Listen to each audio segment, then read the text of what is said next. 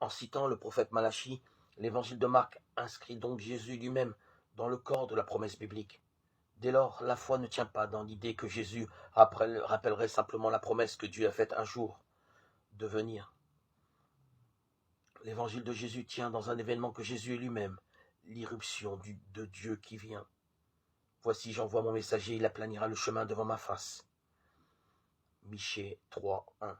La seconde citation évoque une promesse de Dieu qui se trouve dans le livre de l'Exode. Voici, j'envoie mon messager devant ta face.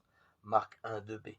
Là, la citation est partielle. Dans le livre de l'Exode, en effet, Dieu promet au peuple de Moïse un messager qui les accompagnera jusqu'en terre promise.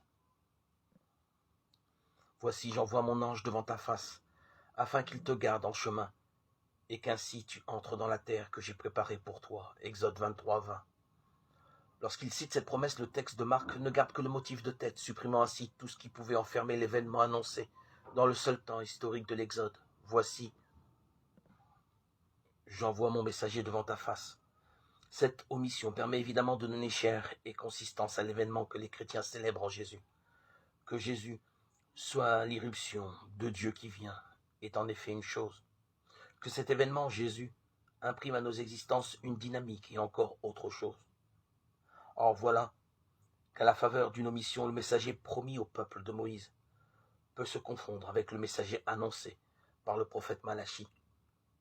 Par voie de conséquence, Jésus est à la fois célébré comme irruption de Dieu qui vient et comme celui qui introduit dans l'imaginable nouveauté d'un pays à habiter à l'instar du pays ruisselant de lait et de miel promis au peuple de Moïse.